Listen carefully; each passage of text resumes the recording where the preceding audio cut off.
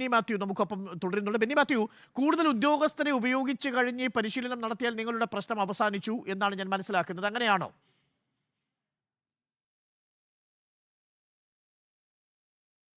കേരളത്തില് അരുൺകുമാർ സാറിന് അറിയാമല്ലോ, കേരളത്തില് എല്ലാം ഓടിച്ചപ്പോഴാണ് ഒരാൾക്ക് പോലും ലൈസൻസ് ഇല്ല വണ്ടി ഓടിക്കാൻ പറ്റിയായിരുന്നു അറിയാമല്ലോ. അപ്പോഴത്തേന് ഇവിടെ എത്ര വാഹനങ്ങൾ രജിസ്റ്റർ ചെയ്തു അത്രയും ആൾക്കാർ ലൈസൻസ് കൊടുക്കണം. അപ്പൊ ലൈസൻസ് ഇല്ലാതെ വണ്ടി ഓടിക്കാൻ പറ്റും. ഒരു വീട്ടിൽ 4 പേരുടെ 4 പേർക്ക് ലൈസൻസ് വേണം. വടക്കിന്റെ പോലെ അല്ല. അതുകൊണ്ട് പക്ഷേ നമുക്ക് അവർക്ക് കൃത്യമായി ഈ ടെസ്റ്റ് നടത്തിയല്ലേ കൊടുക്കാൻ സാധിക്കൂ.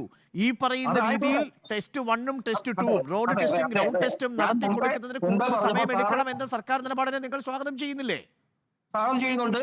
അപ്പം അതിന് കൂടുതൽ സൗകര്യങ്ങൾ ഉണ്ടാക്കണം. കൂടുതൽ ഉദ്യോഗസ്ഥർ വേണം, സർക്കാരിന്റെ സംവിധാനത്തിൽ ഗ്രൗണ്ട് വേണം, സർക്കാരിന്റെ സംവിധാനത്തിൽ ട്രാക്കും ഉണ്ടാക്കണം.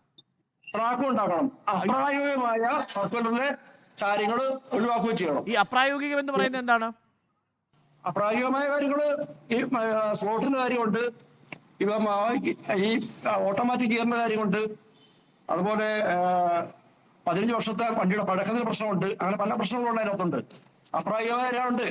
അവിടെ എന്തിനാ പിടിക്കുന്ന വാഹനങ്ങളാണ് 15 വർഷം പഴക്കമായതും 1 വർഷം പഴക്കമായ വാഹനങ്ങളാണ്.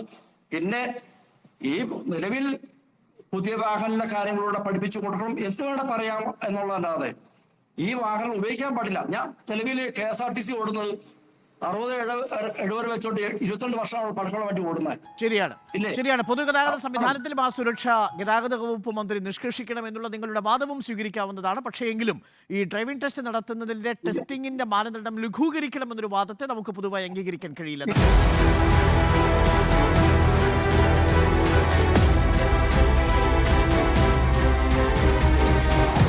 Debate with Arun Kumar.